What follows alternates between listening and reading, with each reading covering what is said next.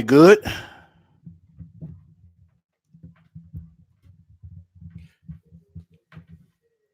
We just getting everything set up, and we finna get ready to get this road on the show. Making sure everybody can hear me good, and making sure we are live and in living color.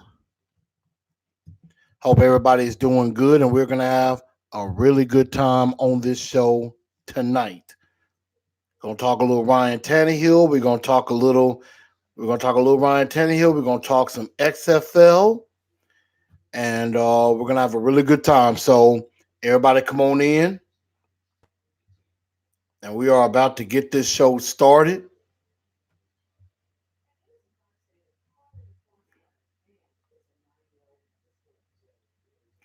And make sure y'all spread the word. Make sure y'all share this show out, and tell everybody about it so everybody else can file in too. And we're gonna get everything going in just a minute.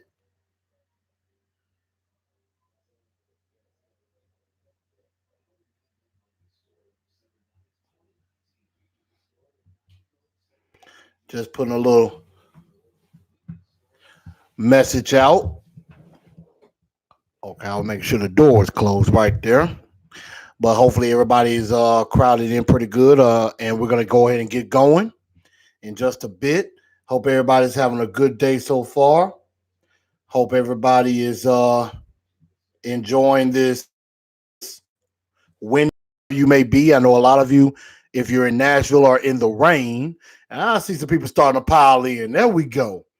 There we are. Some people starting to pile in a little bit. AZ Mick, Derek Roberts, what's going on? Yeah, make sure y'all spread the word. Let everybody know that we are here. We are live and about to get started. And I thank y'all for tuning in this evening. And I know I normally do my shut my pie hole moments, um, but I'm going to. It was something that I saw. It's something that I saw in the news, and somebody who used to follow me on Facebook who no longer is a follower had some choice words in regards to me. I will not name that person, but I will mention maybe what was said and basically why I feel somebody might need to shut the pie hole. And I also found out some breaking news, Nashville radio wise, just saw come across um, my line. So we will talk about that a little bit in the blue bombshell. So I know normally I do my shut my pie hole at the end of the month, but I don't think I did one last month. So you know what? We're gonna do a makeup, and obviously some sad but good news. They laid Gigi and Kobe Bryant to rest last week in a private ceremony. So I'm just glad both of them get to rest in heaven and in peace. And, we can all begin to heal from that very tragic event that happened just a few weeks ago with the helicopter crash. I mean, that was really, really sad. But was laid to rest in a private ceremony. Just very glad that now that all of those families, I know they missed their loved ones, but they're now able to begin to heal. Oh, as long as we can do that. But we're gonna go ahead and get started with that.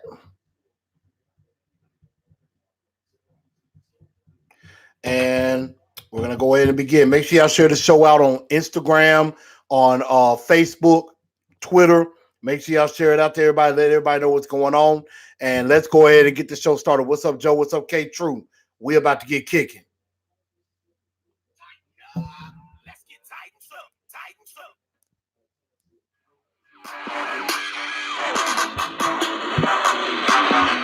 I've been scoping from the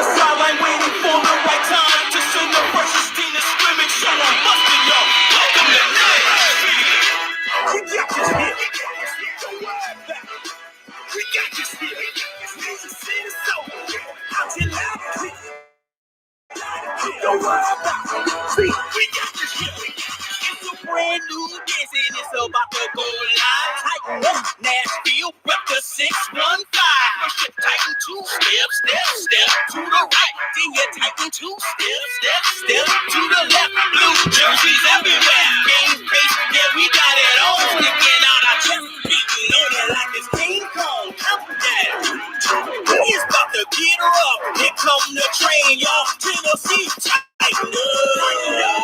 Let's get tightened up. Tighten up. Let's get tightened up. Sticking out my chest, you know it like it's King Kong. Sticking out my chest, you know it like it's King Kong. Tighten 2 steps, step to the right. Tighten 2 steps, step to the left. Sticking out my chest, you know it like it's King Kong. Sticking out my chest, you know it like it's King Kong.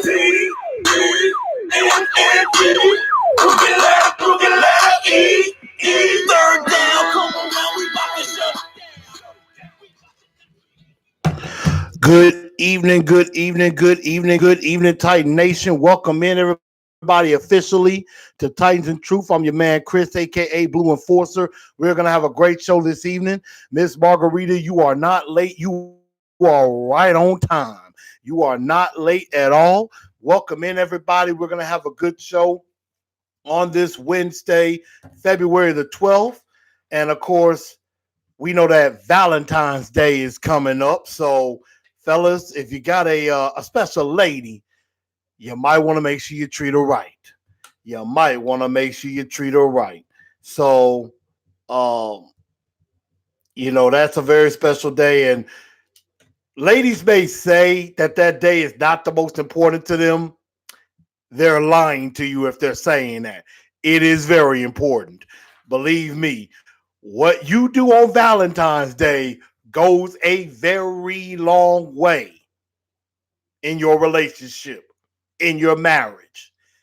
It can pay very big dividends, or it could cause major trouble. You don't want that. But we'll get into that later in the Blue Bombshell part of the show to wrap up everything. But let's go ahead and let's kick this show into high gear. And first, we got a little bit of Titan news that we got to get to, which first off centers around one free agent quarterback, Ryan Tannehill. As most of you have probably already heard, you probably already heard that Ryan Tannehill has new representation now. And before he was with let me see, I'm pulling that story up. I saw this on Music City Miracles, and of course this has brought out some breaking news as I was listening to A to Z Sports yesterday morning. So Ryan Tannehill parted with his former agent, Sports Trust Advisors, and his longtime agent, Pat Dye Jr., to join Bryant Eralt and Ty France at CAA. So CAA is now new agents of one Ryan Tannehill. So it's interesting that Ryan Tannehill changes agents a month out of free agency after he's had the same agent pretty much most of his career. And, his previous agent was the one talking to the Titans, and there were talks of mutual interest, how Ryan Tannehill enjoys Nashville. His wife loves Nashville, and that they want to make sure that a deal gets done and comes back. And you're thinking, okay, pretty much it's a foregone conclusion. Ryan Tannehill will be back as the Titans starting quarterback in 2020. Not so fast. Now with this move, it makes things a little bit more complicated. Could make things a little bit weary or very interesting with that. And I mean, yes, do players change agents? Absolutely. Absolutely. A lot of players change their agents from time to time. But it is as Mike Herndon said, it is the timing of all of this. The timing happening a month out of free agency, right before Ryan Tannehill becomes a free agent, and it looked like there was progress between Tannehill and his old agent. Now he gets a new agent. Things got to start all over again. Now, I say there is both good and bad that comes out of this. And I'm just going to give a little bit of information. Pat Dye spoke with John Glennon of The Athletic and basically said, he's basically talking about how if Tannehill comes here and does what you think he could do, you'll have every chance to keep him. You got to be competitive. You got to be fair and reasonable. Tannehill is not a guy who's going to come here, light it up, and look for the next big thing. He's saying they, as in him and his wife, love Nashville, love the team, love the organization. It's been fun for them. That was from his old agent. But now he's with a new agency. Things could go a lot different. And, this same agencies represent Drew Brees, Dak Prescott, Phillip Rivers. They're also representing a lot of the Titan players. They're representing, of course, the same agency as one Derrick Henry. Also has the exact same agent as one GM John Robinson as well. So, that could be a good thing. It could also be a bad thing. And I have my thoughts on how this could be good and how this could be bad. And I want y'all to give me your thoughts on that. Give me your thoughts. What do y'all think of this move of Ryan Tannehill getting a new agent? And having it be the same agency as Derrick Henry, as Taylor Lewan, and the same agent as John Robinson. What do y'all think of that move? As I give the good and the bad, and I'll take a look at some of your comments. Chris Frazier, what's up? Welcome in. The good thing is that he's got the same agent, same agency as Derrick Henry, same agent as J. Rob, as I mentioned. This could help possibly get a deal done faster and easier with both Derrick Henry and Ryan Tannehill, because we all know those are our two top free agents. We all know that both Tannehill and Derrick Henry are our most important free agents, and it is important that both of them come back. And I like this question that was posed. I want to say Buck Rising mentioned it on his show on A to Z Primetime, which is a good question. Which one could you live without? If you had to choose one, who stays, who goes? That was a very good question. But the good thing is they both have the same agent. It could make getting the deal done easier. It could be where all of them are in the room together and it's like, hey, we want both of these guys back. We want to make sure that it's at the best value for us and for the players. And so that's something that can be chimed out. John Robinson probably already has a relationship with his agent, so it could make it a little bit of an easier transition. On the other side, on the bad side of this, it's free. So the reason I say that is that it could very well say the agents could be coming in and be like, hold up, I want top dollar for both of my clients. We're not going to have it where you get one agent at top dollar and the other has to take half off. That's not how this is going to go. You can't just say, they're not just going to say, oh, okay, you can, you know what, we agreed to a deal $15 million for Derrick Henry and then turn around and say $18 million for Ryan Tannehill a year. That's not going to work. that whole incentive of a possible hometown discount is pretty much probably going to go out the window because their CAA, is a big time agency. They're going to want top dollar. Now, could CAA very well talk themselves out of Titan range? That is possible. That is very, very possible. I don't like thinking about that.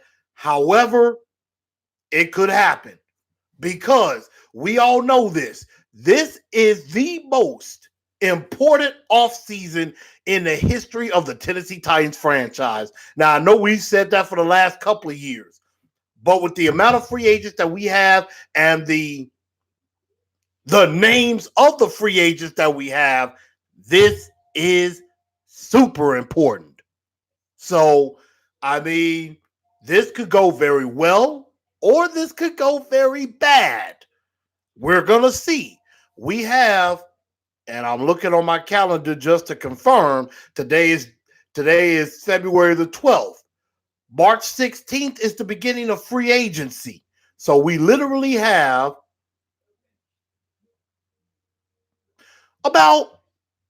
you're probably looking at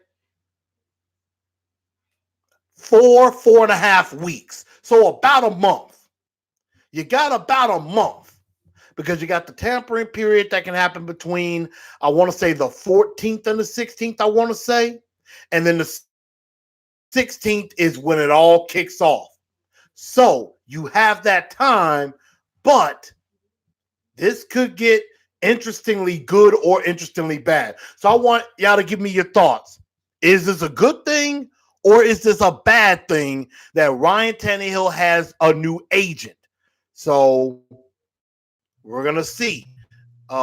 Let's see. Joe says there's a lot of free agent quarterbacks. The market is flooded. Yes, it is. Very much so. You got Golden Boy. You got Drew Brees. You got Phillip Rivers, Teddy Bridgewater. You throwing Ryan Tannehill in there.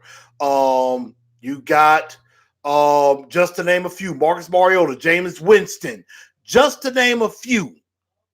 But there are a lot of quarterbacks that are out there. Case Keenum is another. There's a lot of quarterbacks out there. Classic Rod says, if you want to walk, well, bye. Again, that is not what I'm saying. I am not saying Tannehill is going to walk. All I'm saying is this free agency period has gotten a lot more interesting. And it could go bad for us. I'm hoping that it doesn't. I'm still thinking to the belief that both sides are going to get a deal done. It might just make it easier. That is my thought. Even though it does somewhat complicate things a little bit, I still think John Robinson has the magic touch. He knows how to keep his guys in-house. He doesn't let a lot of big-time name guys on this team walk who are very necessary. Taylor Lewan, he held out maybe 1 or 2 days of camp. They got a deal done. Ben Jones, also represented by CAA, he got a deal done, an extension. A.J. Brown, also of CAA, he did not hold out. He did not miss any camp time. Kevin Byard didn't walk. They brought Kenny Vaccaro in and kept him. So John Robinson does have a very good knack of keeping his in-house players, his major in-house players, in-house. He doesn't let a lot of big-time guys walk or anything. But at the same time, you don't hear a lot of those big-time free agents trying to take advantage of the system. They tend to work with the team. So that could help in the case of Ryan Tannehill. Let's see. Chris Frazier says they're all working together to keep this team together. That very well could be true. He says great chemistry. That's true. Classic Rod says, in the answer of, who would you rather live without? Obviously, he says Tannehill. He says Henry stays. Miss Margarita says, I agree. Stay together and see what 2020 brings. Keep the chemistry going. Joe says maybe he wanted to sign a deal. Maybe he wanted to sign a deal and his old agent didn't. So he changed agent. Who has the say in the end, player or agent who gets paid? You know what, Joe, you bring up a very, very interesting point. And that's something that I wanted to mention in this conversation that we're having, that we're talking about. A lot of the times you hear where there's an issue of the contract, or somebody wants a bunch of money, or there's going to be a holdout.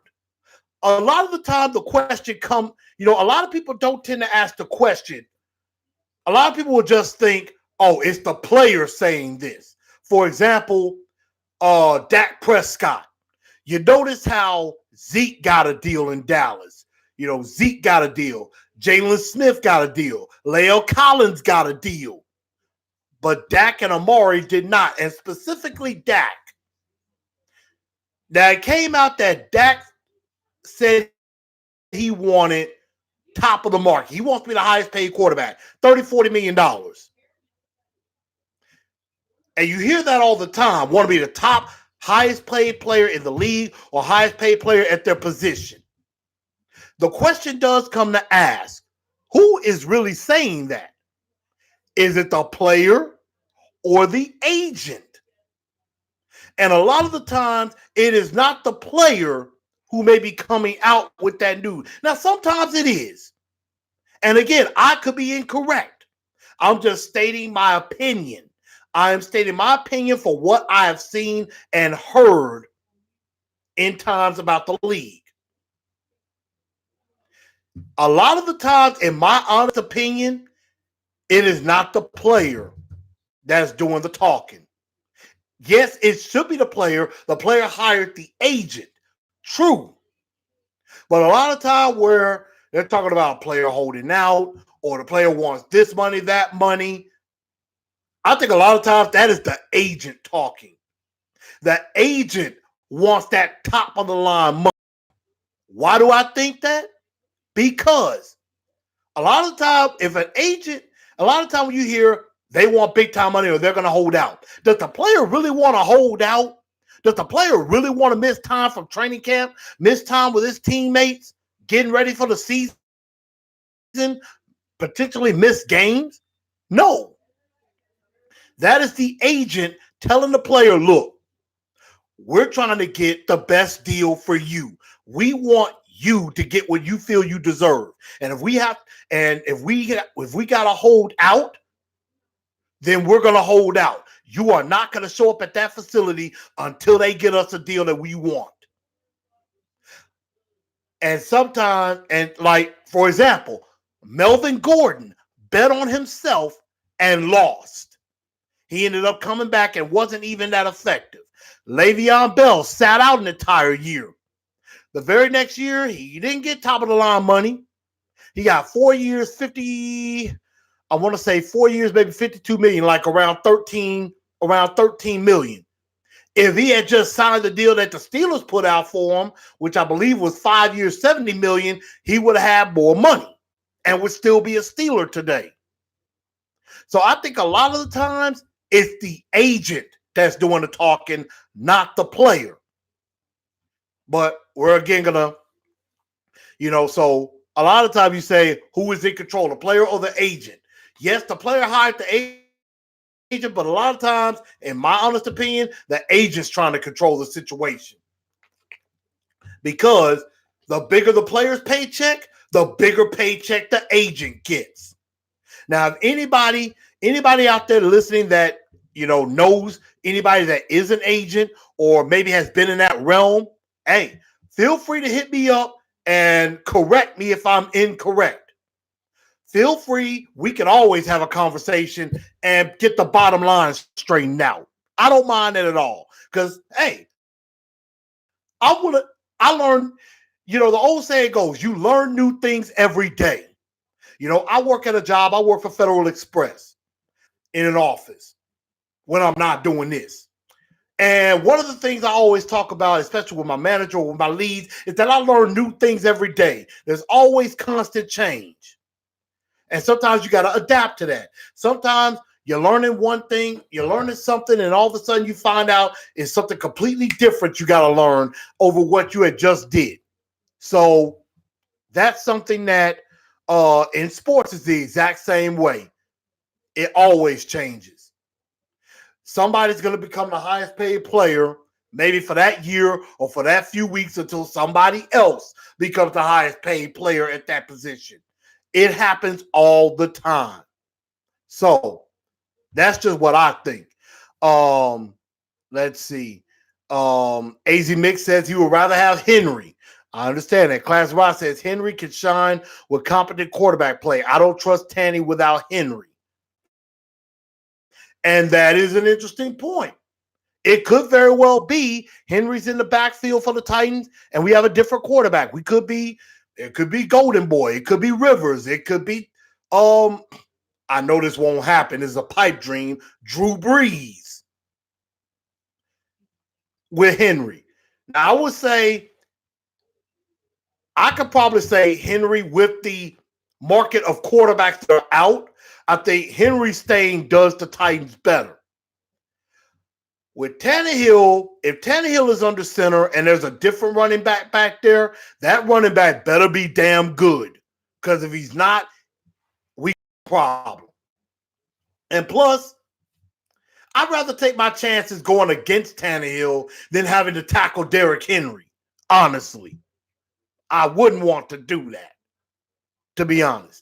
Walker Guy says, I think it's a bad thing. Sometimes complications are good. That's how you know it's a good fit. Sometimes you have to drive down a rough road to get to your destination. That's very true. Sometimes you got to go through the storm to get to the light. That's true. Chris Fraser says the player tells the agent how much he wants. And that probably is correct.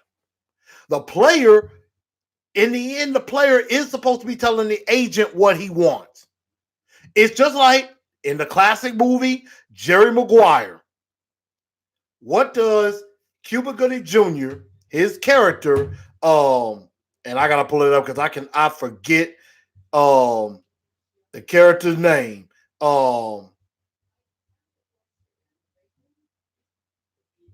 I'm trying to pull that up because I want to get that name because I remember. I know somebody's gonna tell me beforehand. Rod Tidwell, thank you.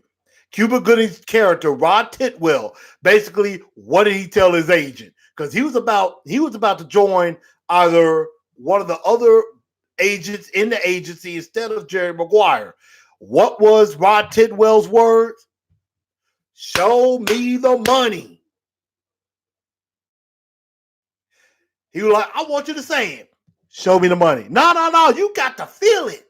Show me the money. He was like, congratulations. You are still my agent. That's it. That should be how the way it is. Player tells the agent. But I just sometimes think it is the agent saying to the player, look, I think you're worth this amount. For example, I was doing some random calculations. For me, the perfect Tannehill deal, and this is almost close to my ceiling. My deal for Tannehill, the floor for me would be about 4 years, $94 million. 4 years, $94 million, about $60 million guaranteed. I would say about $55 million guaranteed. You want it out after 2 years. But that is basically about rounding out to about 23 and a half. That is my floor. My ceiling, I would say my ceiling is about 4 years, $102 million, which is about 25.5. My absolute roof and sky is 4 years, 108. 4 years, $108 million. That rounds out to about $27 million a year. And I would say of that 108, you can make 65 million guaranteed. 65 million guaranteed. Again, you want to have an out after 2 years. So that way, if things are not going as well, you can get out of that contract, draft another quarterback, and go on from there. That's just me. But the agent might tell the player might say, you know what, I'm good with 25-5 or 26. I'm good with that. But the agent might say, oh, no. You're worth 31. We want, we want, we want to do, here's what I offer. This is what the agent could be saying. I want 4 years, 124 million, 31 million a year. And if that comes up to the plate, John Robinson will walk on that. That's just again, that is my opinion. That is just my opinion, not stating fact. Okay. But that's just what I think about that. I think in the end, honestly, a deal gets done with Derrick Henry and Ryan Tannehill. I think Jack Conklin stays, and unfortunately, Logan Ryan goes. That's just my honest opinion. But moving on to the other topic, because there's not really a lot of Titan news out there. There's not really a lot of Titan news out there, but if I come across anything, we can definitely talk about it. Is there's still more football being played, y'all. The Super Bowl happened 2 weeks ago, almost 2 weeks ago. And last weekend, last Saturday and Sunday, was opening weekend for the XFL. The XFL reboot. XFL Take Two. Vince McMahon, or I'm sorry, as he would like to say, Vincent Kennedy McMahon gives it another shot. He's giving it another shot. He's going part 2 and feels he has learned from his mistakes of the first time and feels this time it could be a little bit more successful. And judging by what I saw in the XFL, I tend to think that this is going to work. That at least this is going to be around for some time. I really think this could work. I'm just trying to make sure that there is no extra news. Okay, there's really not. So you got 8 teams. You have 4 games over the weekend. And I'm going to name all of the teams. And then later on, I'm going to give you my rankings based on the uniforms. Because that was something that caught my eye, were the uniforms. I'm going to give you a ranking from 8 to 1, from worst uniform to best uniform in Blue Enforcer's opinion. And y'all can give me your thoughts on that too. Because we're going to be comparing it to an article I saw in USA Today. They ranked the uniforms as well. They gave their thoughts on the uniforms they thought were the best and the uniform they thought was the worst. So you had, over the weekend, you had the first game to kick it off were the DC Defenders versus the Seattle Dragons, which ended in a Defenders victory, 31-19. You had Cardell Jones at quarterback. You also had Eli Rogers, the former Steeler wide receiver, on the team. For the Dragons, I believe their only player that I noticed was former Navy quarterback Keenan Reynolds. Was on the team. And the Defenders won. They played in their soccer stadium in Washington. Notice, with the exception of a couple of teams, they did not play in NFL stadiums. Like the Guardians, the next game, one of the other games that I'm going to mention, actually was in their major football stadium.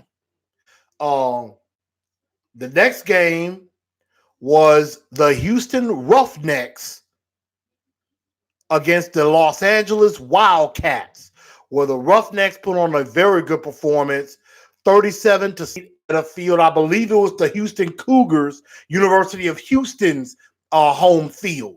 And I thought the Roughnecks looked pretty good. I saw some of that. Their quarterback, PJ Walker, looks like he could be an exciting player. He could be a guy that could end up back in the league one day. The third game goes to New York, which was played in MetLife Stadium, was the Tampa Bay Vipers versus the New York Guardians. And there were a couple of former Titans in this game for both sides. You had, I think, DeAndre Mount, who was a linebacker from Louisville. He was playing for the Vipers.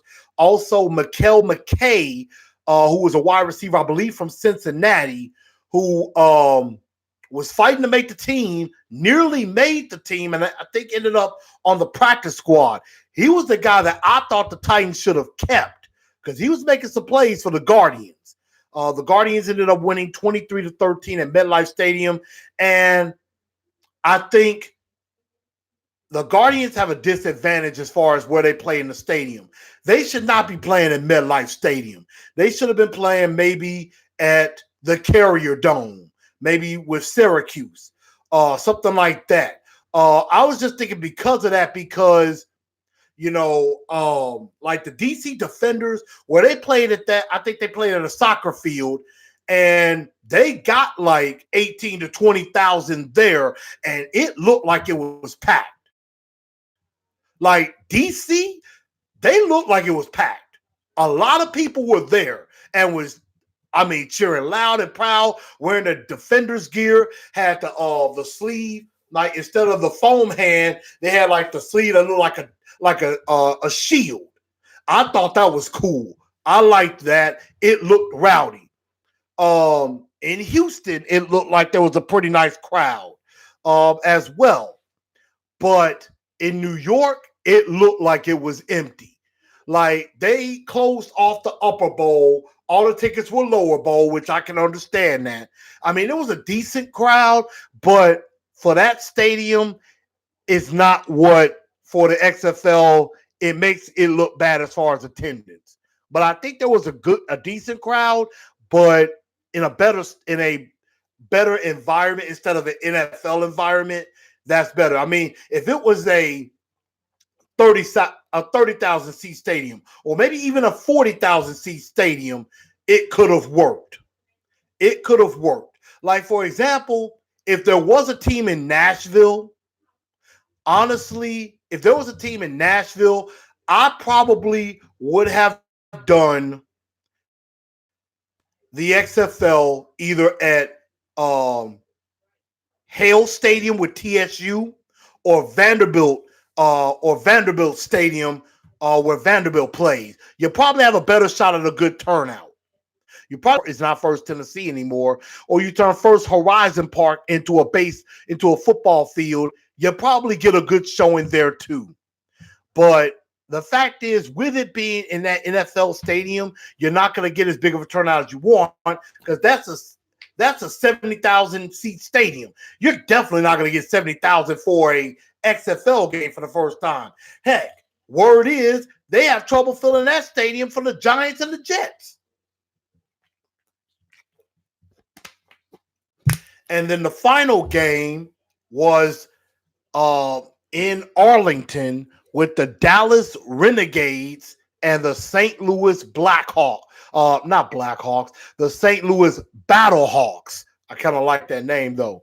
Of course, you had a guy by the name of Jordan Tiamu, who was a former quarterback at Ole Miss as starting quarterback, and he looked pretty decent and everything. So I think the Battlehawks got the win there. That was actually an upset, 15-9. I think Dallas, Tampa Bay were a couple of the heavy favorite teams, and I thought it was some pretty good action. There are some rules that I thought were pretty cool and everything with that. So I'm going to quickly go through that. If my phone will act right with me. Let's see. Yeah, because okay. So some of the rules that I did like And let's see, Chris Frazier, Joe Cardozo says XFL not too bad. Perfect timing during dead year of the year. Perfect. Also says should put team in places that have no NFL team and in warm weather. New York in February is freezing. Who's going to go in freezing temperatures unless it's indoors? Again, that's why I thought they probably should have maybe saw about putting it in the Carrier Dome at Syracuse. I don't know how far Syracuse, New York is from New York, New York, which I think I could find out. I think I could find out with my maps because I'm thinking if you do it indoors, you have a better chance of a good showing, especially at a college stadium. And I think that's what it was. Like DC is doing it at a college stadium. Houston's doing it at a college stadium. LA is going to be hosting at StubHub Stadium, their soccer stadium that the Chargers are hosting at. Now Tampa Bay is also doing it at an NFL stadium. They're doing it at Raymond James Stadium, same as the Buccaneers. I believe St. Louis, they have their it used to be the Edward Jones Dome. They still have that dome there. That is where St. Louis is going to have their games. And I think Dallas had their game at the old at the at the Texas Rangers Stadium, because I believe the Texas Rangers are getting a new stadium. The Rangers are getting a new stadium, so they could keep that stadium up for Renegade football if indeed the XFL continues with that. So I can see New York being an issue. Places where NFL has no team. Now, most of these places do have NFL teams. DC, of course, has the Redskins. Seattle with the Seahawks. Houston with the Texans. LA, you got the Chargers and the Rams. You got Tampa Bay with the Bucks. New York with the Giants and Jets. Dallas with the Cowboys. The only team of the 8 that currently does not have an NFL team is St. Louis. And I think if this goes well with the XFL, they may expand. They may go, instead of 8 teams, they may go to 12 or they go to 16. And that could open it up to going to places without NFL teams. It could come to, well, I don't think it'll come here to Memphis. I could see it being in Nashville. I could definitely see it in Nashville. I don't know necessarily about Birmingham, maybe Tuscaloosa because of Alabama. I could definitely see it maybe in Baton Rouge or Shreveport, close to New Orleans. I could see another franchise in California, maybe in San Francisco. You might could see a franchise maybe in Oklahoma City. I'm just naming off random cities. Chicago could be another destination. I could see it being maybe in I'm trying to think cities that don't have NFL teams. I can't think of it off the top of my head. Maybe somewhere in North Carolina has Charlotte, but you could see I'm forgetting. I know there's another in maybe Raleigh, North Carolina. You could see a team maybe in Atlanta or in like I said, Alabama. It's not a lot of states where they don't have NFL teams. There's a few, but it's not a lot. I mean, Oakland could be another since the Raiders are going to Vegas, and everything. So you could see that where it expands. Old School Funk says Richmond, Virginia. That's possible too. So you could definitely see some stuff like that. What I did like about the XFL, what I did like were some of the rules. I like the kickoff rule. I like the kickoff rule where the kicker is all the way back at the 35, kicks off. You have the kickoff team at, I want to say at the 35. You have the kick coverage team at the 30. And you got to have 3 guys outside of the hash marks on each side. And then once the ball is kicked, nobody can move. Nobody can move until the returner has caught the ball. Once the ball is caught, you can start blocking or going after the kicker for the tackle. And they're trying to do that to prevent the high-speed collisions and give some safety to the game. With that. So I did kind of like that. Also, if the kickoff doesn't make it to the 20-yard line, it doesn't go 20 yard in between the 20-yard line and the end zone, the ball gets spotted at the opponent's 45-yard line. So, for example, defenders and Dragons. The defenders kick off. If the ball doesn't make it to the Dragon Seattle 20-yard line, it goes up. It goes up, or I want to say if it goes out of the end zone, I can't. Let me see. I have the rule for that. I'm gonna pull that up in a second.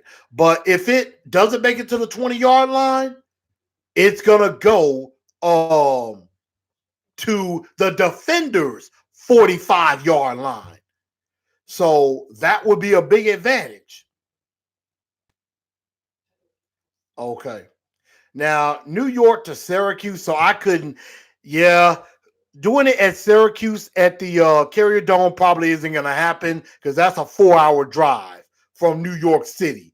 Probably not going to happen. It would probably have to be maybe in New Jersey, but I don't know if there's a university there. Seton Hall, I don't think has a football team. So it's probably going to have to end up in New York. They're probably going to have to make some concessions with that. Maybe a Yankee Stadium if possible, because I mean they've done a bowl game there. But it's probably not feasible because in April you got baseball. So it's probably not going to happen. And again, with that rule, it opens up for big returns with that. So, for example, let's see. Yeah, the kickoff. Let's see. Okay, so it's only if the ball doesn't make it to the 20 or if the kick goes out of bounds, it goes to the opponent's 45-yard line. If it goes out of the end zone, it's a touchback. They'll probably start it at the 35. They'll start it at the 35-yard line. Another thing I liked, and Joe brought it up, was the extra point rule. So they're taking kicking extra points completely out.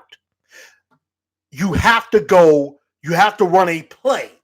Now, if you do it from the 2-yard line and get it, it's 1 point. If you do it from the 5-yard line and make it, it's 2 points. If you run a play from the 10-yard line and get in the end zone, it's 3 points.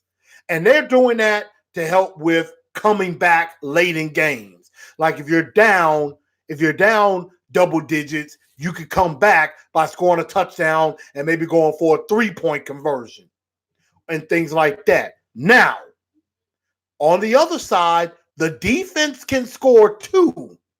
If the defense gets a turnover, like an interception or a fumble recovery, and they take it back to the house, they get the same amount of points that you were going for.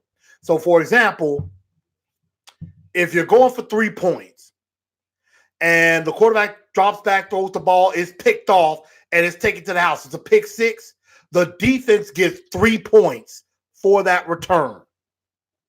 So that's how that would go. But I definitely like that rule.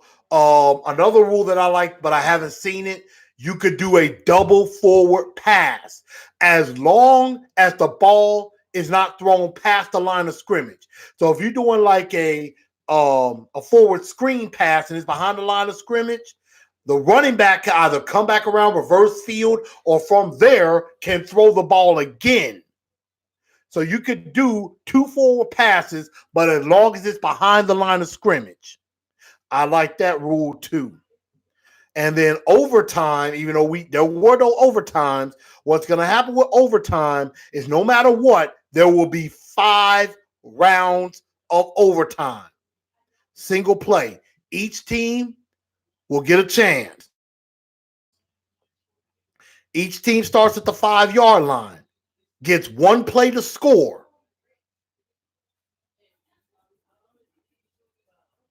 Now, you get 5 rounds, and you keep going. I believe it's for 2. I believe it's 2 points every time. So every team has to score, and if it gets to where one team is not going to be able to catch up with the other within the 5 rounds, it's over with. It's over with. But after 5 rounds, then it goes to sudden death. It would go to sudden death. It would be basically, it would keep going until one team clearly leads the other. And that's it. So it makes it for some exciting ball.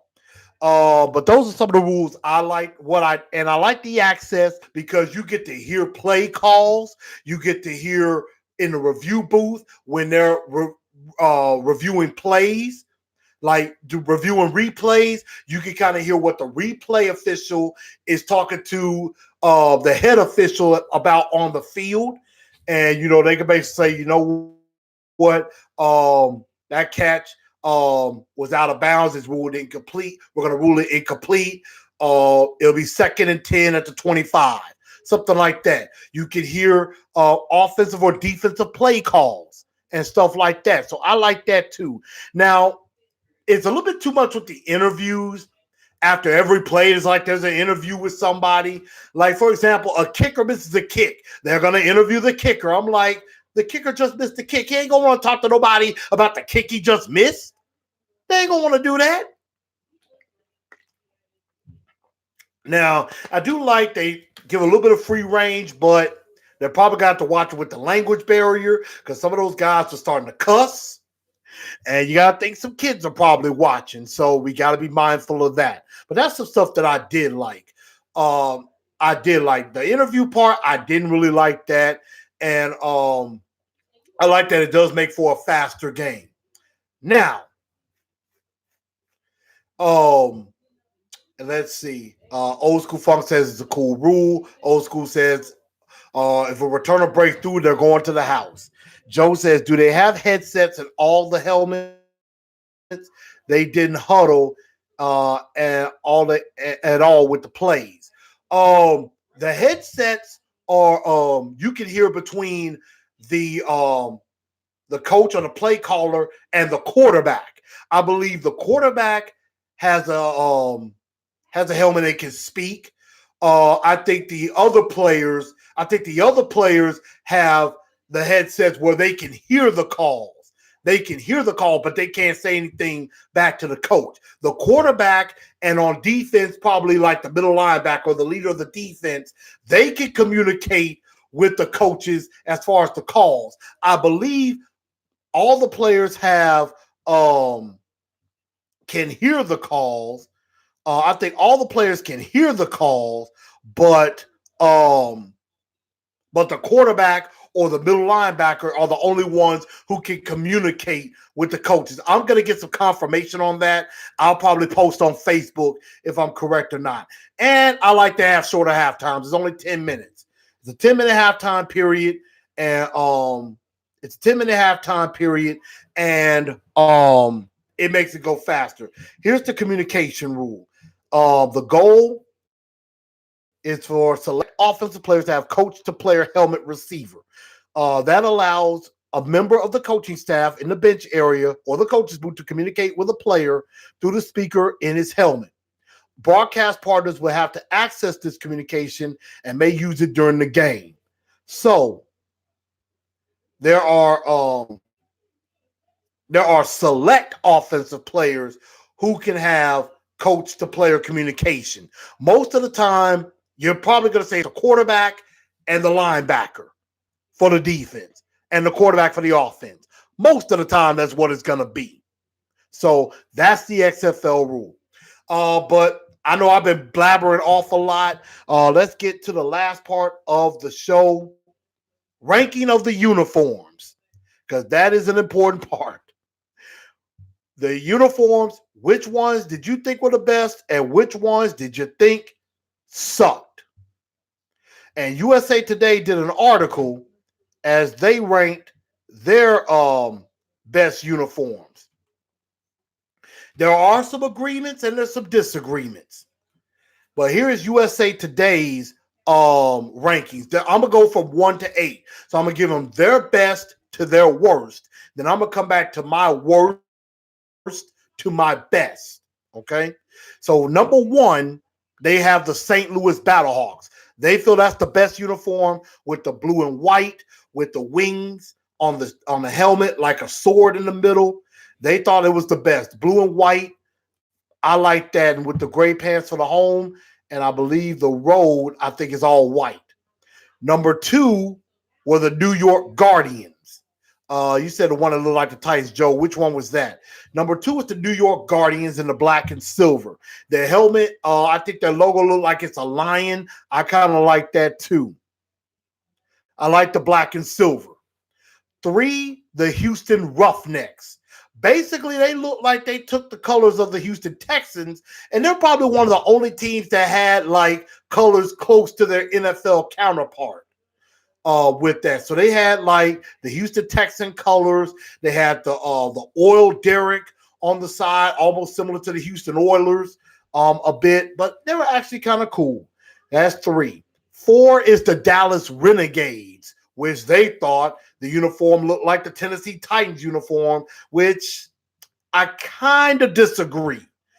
Now, I admit the Dallas Renegades helmet is pretty cool because you got the Dallas Cowboys, and then they have the Renegade where it looks like there's a cowboy with a mask over his face, like a renegade, like an outlaw. So I like that.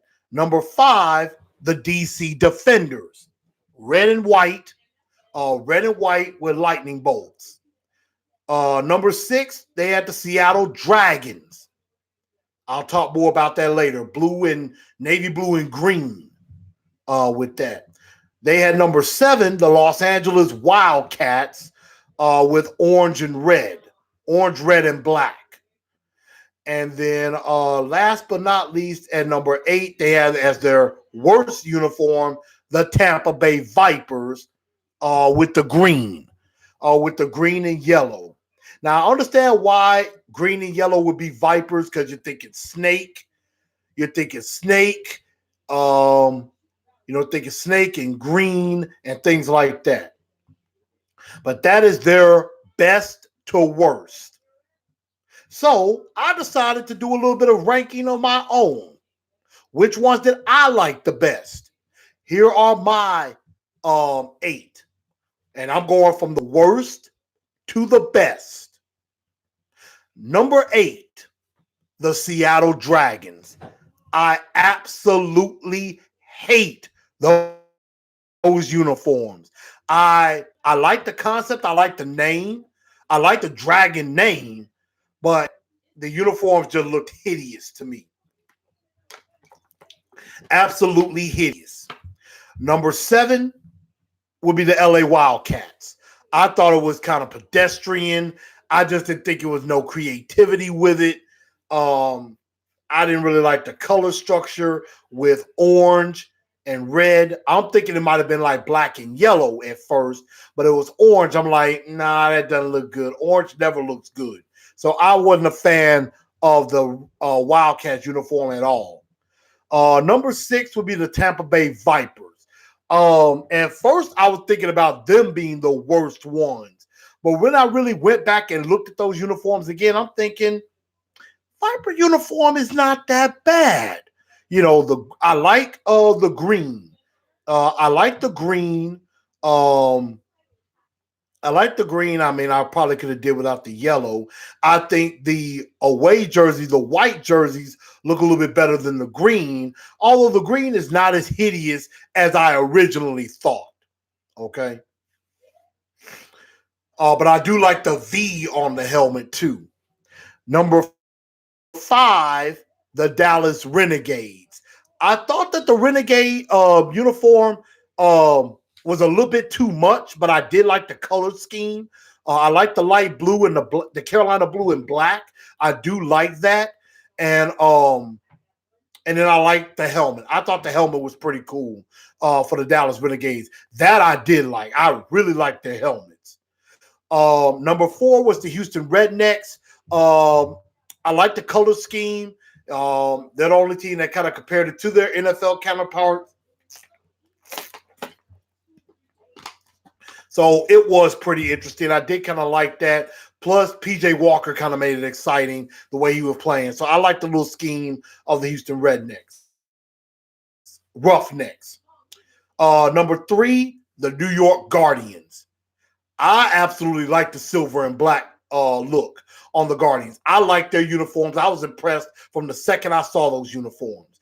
Very impressed. Got the lion skull, got the lion face on the, I don't know if that's a lion or a bear, but I like that. Basically, and their hashtag is like on duty. I kind of like that. Number 2, I had a difficult time kind of going through this one because I liked both of these a lot. And either one of these could have been 1A or 1B. But number 2, I have to say it's the DC Defenders. I absolutely love the red and white. The red and white with the lightning bolts. The only thing I wish they would have did, I think they had 3 stars on the top. I wish they could have done it where it had DC on the side of the helmet instead. But, you know, you got Defenders. You're thinking almost like an Avengers type thing. You got the foam shield. I saw some of that. I liked the Defenders uniform. It's simple, it's to the point, and it looks good. It looks really good. And the number 1 uniform, XFL uniform that I absolutely enjoyed were the Dag Rag St. Louis Battlehawks.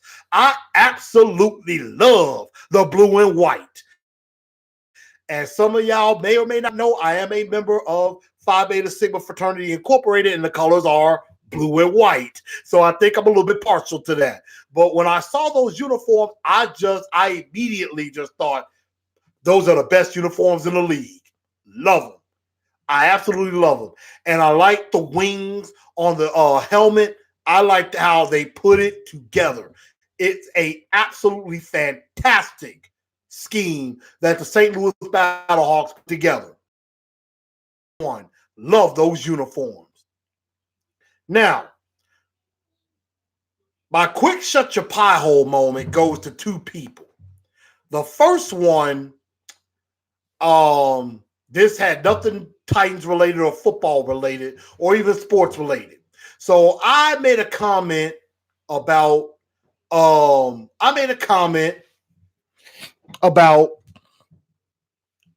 politics that are going on in America, you know, with the president giving the State of the Union address and the primaries happening with that. So I gave a comment. I'm not going to go over what I said in the comment or anything.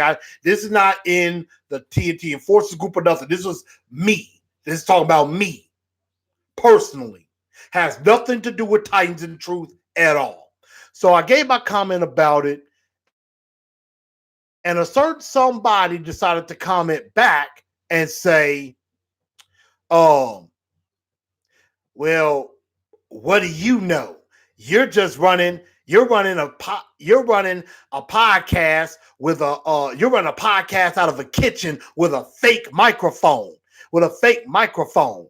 You know, you're being an embarrassment to yourself and to the Titans. And my response to that was like, hold up. Look, I was just giving my opinion. I was just giving my own personal opinion. You didn't have to bring my podcast. You didn't have to bring this show into this.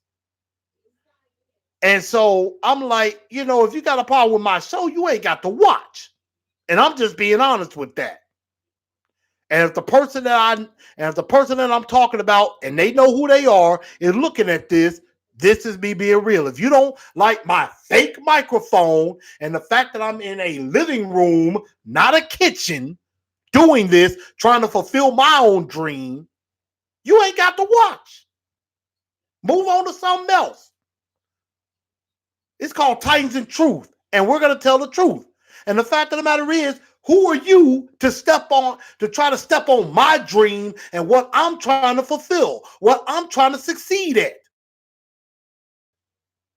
I mean, right now, I'm not, I'm not hurting for subscribers right now. Could I use more? Absolutely. If y'all want to keep subscribing, please do. Let your friends know. But right now, everything is going pretty good. I got 540 subscribers and counting. I think I'm doing all right. And I'm only going to get better. So my word to that is shut your pie hole trying to step on somebody's dream or somebody trying to make their career.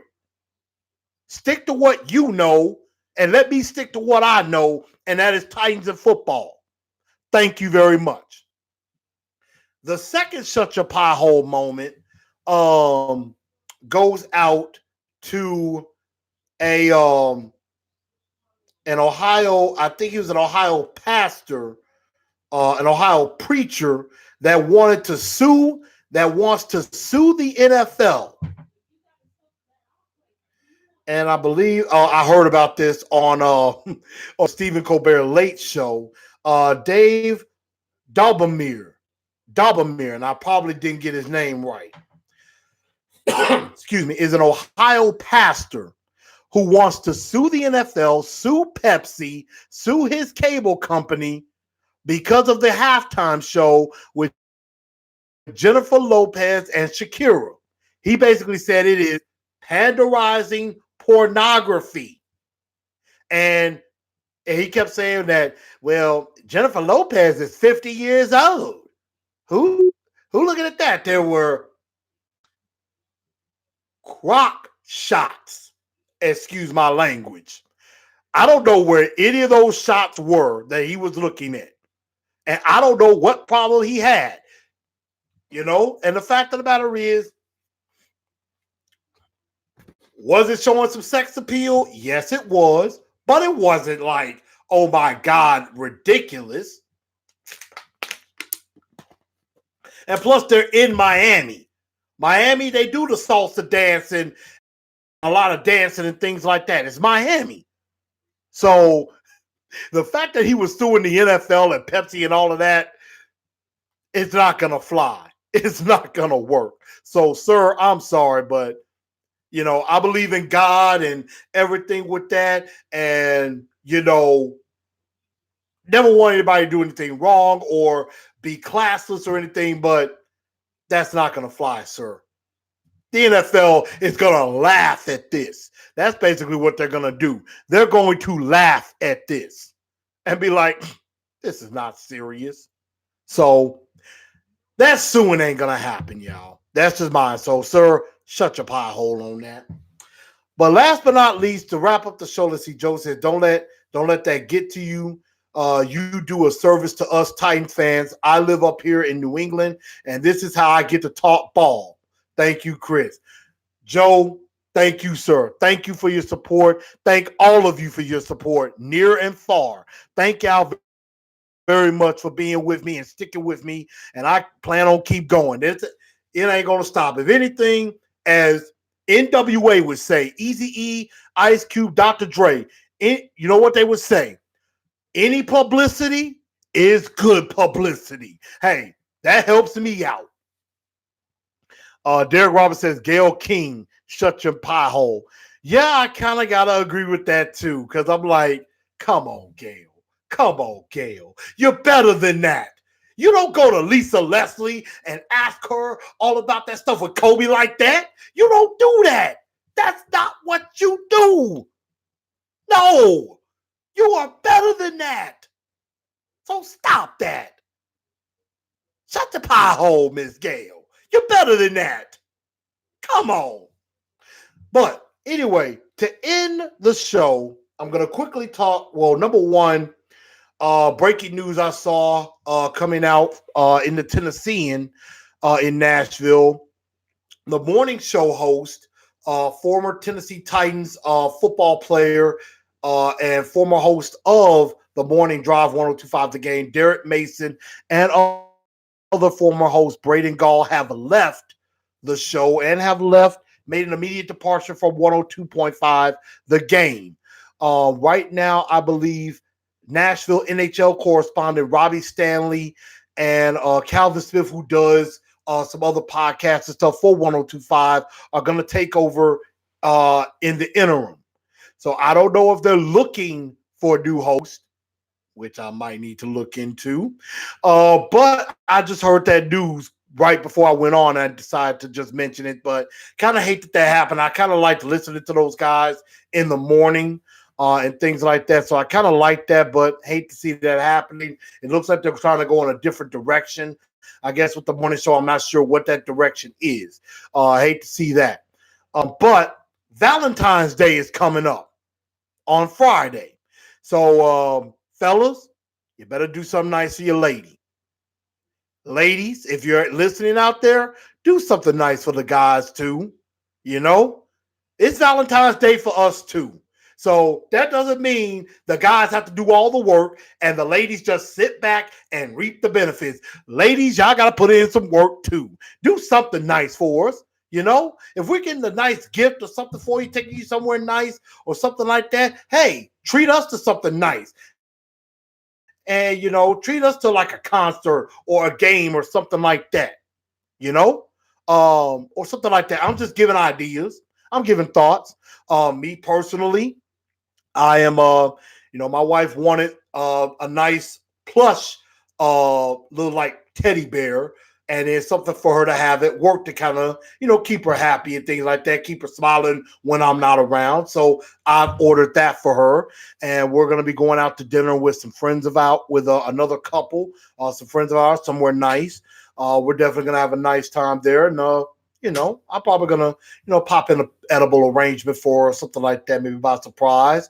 She's probably hearing me right now, so yeah, probably cat's out of the bag. Bang. Sorry about that.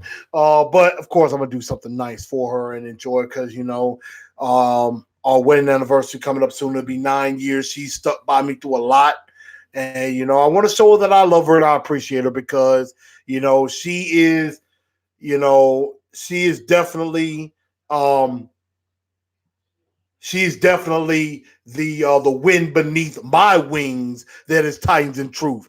She tolerates me doing this, tolerates me going to games and talking Titans some of the time, and it doesn't drive her completely nuts. She's even being learned about it, as she would like to say, brainwashed. So I might do that. So, fellas, make sure you put your best effort out there and put your best effort out there to make your lady happy. Ladies, make sure you do something nice for the fellas too. And once again, y'all, make sure y'all follow me on Instagram, on Twitter, on Facebook as well, at TNT Enforcers on Facebook, on at Titans_N_Truth on Instagram, and at TNT Blue Enforcer on Twitter. Thank you guys so much for tuning in. If we do have a show next week, I will let you guys know. There may not be a show next week unless something comes along that's newsworthy and we may talk about it. But other than that, we'll definitely be back. I want to say it might be the 25th. It's the 24th or the 25th. Actually, it'll be the 26th. If I don't do a show next week, I'm definitely going to be doing a show on the 26th because that is going to be the day before the NFL Combine begins. And I think some players may already arrive at that time. And so I'll give some report. But definitely going to have a show on the 26th, getting ready for the Combine, if nothing else. So stay tuned for that, and I will let you know. Thank y'all very much for tuning in to Titans of Truth. I'm your man, Chris, a.k.a. Blue Enforcer. I'm finna go get something to eat. I'm finna go watch me a Grizzly game and watch some wrestling. I will holler at y'all very soon. Thank y'all. Same time, same place. What it is with that, and that is that no one, and I do mean no one, will survive.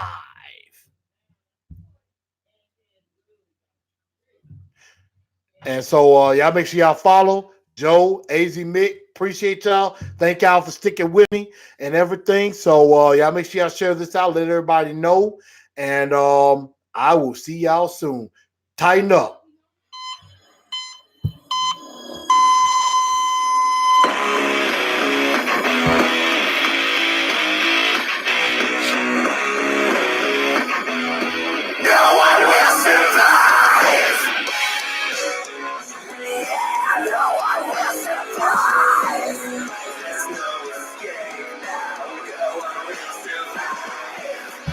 Also, y'all make sure y'all check out NXT Portland on Sunday.